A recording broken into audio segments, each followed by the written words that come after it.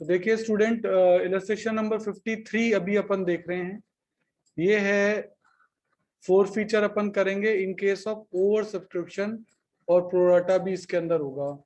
तो देखो इसमें 4 फीचर भी आ गया, ओवर सब्सक्रिप्शन भी आ गया और प्रोराटा भी आ गया। बेसिकली इसी टाइप का क्वेश्चन एग्जाम में ज्यादातर आता है, तो ऐसा क्वेश्चन अपन को अच्छे से समझना है। कहता है कि कंपनी ने 1 लाख शेयर इशू किए 10 रुपए का, जिसमें 3 रुपए एप्लीकेशन पर, 2.5 अलॉटमेंट पर, 2.5 फर्स्ट कॉल पर और 2 रुपये फाइनल कॉल पे मांगे। यहाँ तक तो क्वेश्चन जनरल है।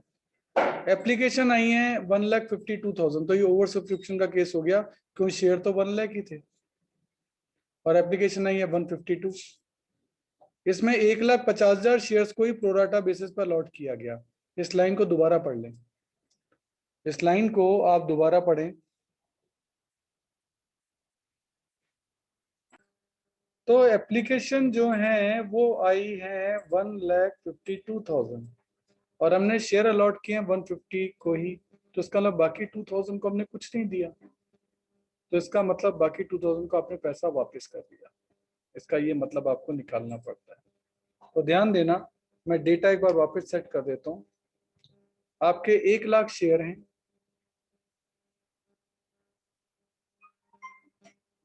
जिस पे रुपया जो आपने मांगा है वो मांगा है 3, 2.5, 2.5,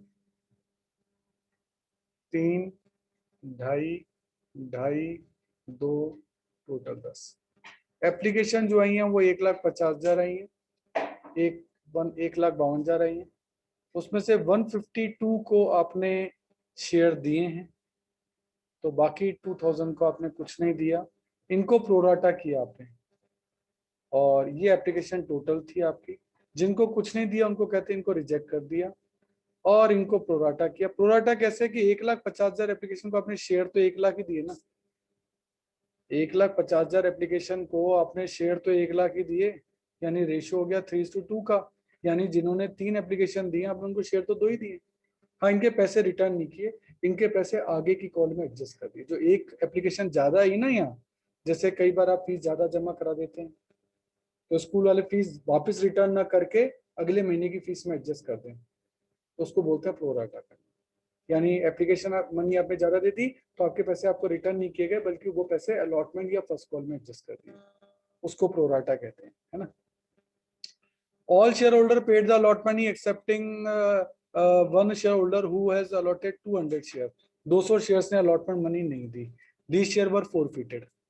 तो 200 शेयर्स ने ये पैसे नहीं दिए, इन शेयर को कहता है these share were forfeited, the first call was made after, यानी पहले यहाँ फोर फीचर किया है। हाँ, फोर फीचर के बाद जो है वो फर्स्ट कॉल की गई है। The forfeited share were reissued at ₹9 per share, 8 paid up. 8 paid up का मतलब ये हो गया कि आपने रीइश्यू जो है ना वो यहाँ किया है, क्यों यहीं तक शेयर की वैल्यू 8 होगी, नहीं तो 8 होगी ही नहीं। तो ये 9 पर शेयर क्यों मिलता है? तो रीइश्यू जो 200 रुपए 200 शेयर हैं आपके, वो इशू किए 9 में, जबकि शेयर आपका 8 का, यानी आपने 1 रुपए प्रीमियम पे इशू किए। And final call was not yet made, तो फाइनल कॉल को मैं काट देता हूँ, फाइनल कॉल मांगी ही नहीं गई है। क्वेश्चन को रीड करने का तरीका बहुत इंपॉर्टेंट है, उससे आपका टाइम सेव होगा। सर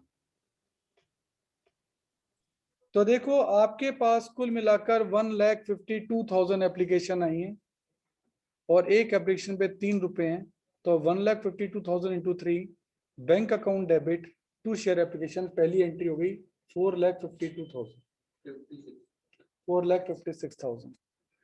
ये ट्रांसफर होगा 4,56,000। अब ध्यान देना, शेयर कैपिटल में हमेशा मनी आती है ओरिजिनल। ओरिजिनल का मतलब है कि आपके 1 लाख शेयर थे, उन पे 3 रुपए ट्रांसफर हो सकते हैं, 3 लाख।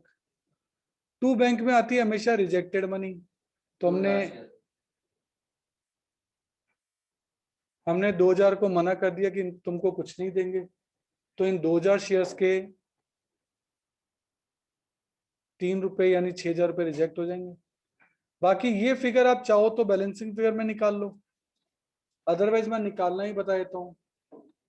अगर आप देखें तो आपने यहाँ 1,50,000 एप्लीकेशन को केवल 1 लाख शेयर दिए, तो इनके 50,000 एप्लीकेशन जो ज्यादा ही हुई थी, इनके रुपए जो ज्यादा आए हुए थे, उन 50,000 एप्लीकेशन के ₹3 यानी 1,50,000 रुपए आपने अगली कॉल यानी अलॉटमेंट में ट्रांसफर कर दिए।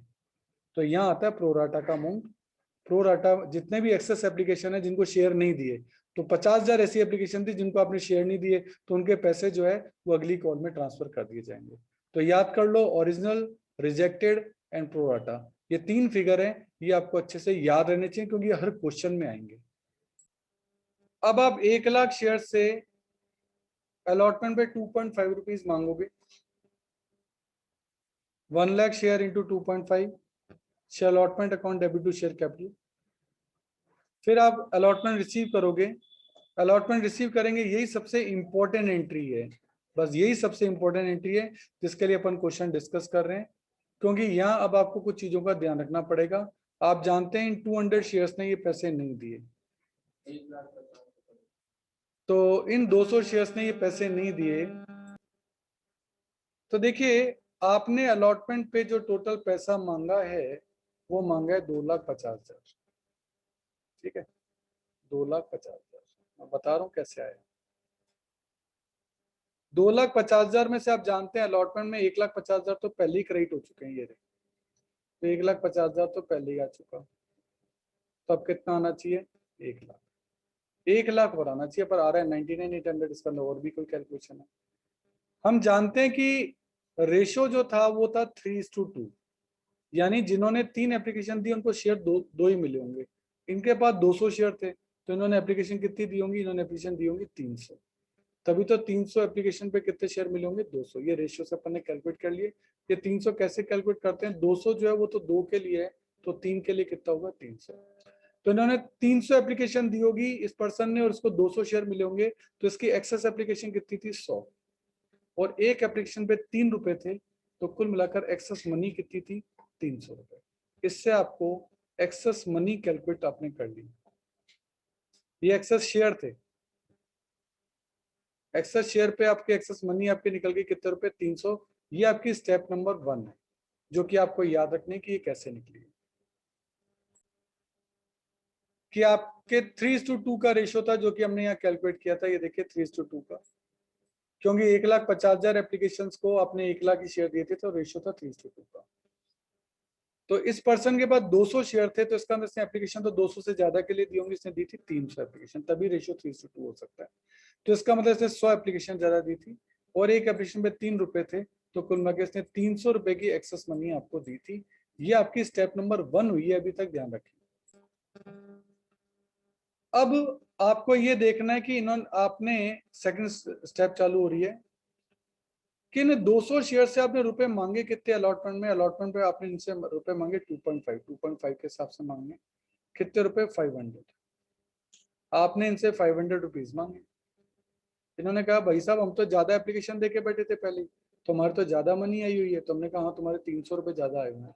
कहा ठीक है ये एडजस्ट कर लो। तो हमने कहा ये 300 रुपए आपके एडजस्ट कर लिए, अभी भी 200 रुपए आपके नहीं आए। तो कहा हाँ अब हम नहीं दे रहे, तो ये 200 रुपए आपके पास नहीं आएंगे। तो कंपनी को अलॉटमेंट पे नुकसान 500 का नहीं हुआ, 200 इंटू 2.5, क्योंकि उसके बाद 300 रुपए तो पहले ही एक्सेस आ रखे थे, तो उसको नुकसान 300 का नहीं हुआ, 200 का ही हुआ।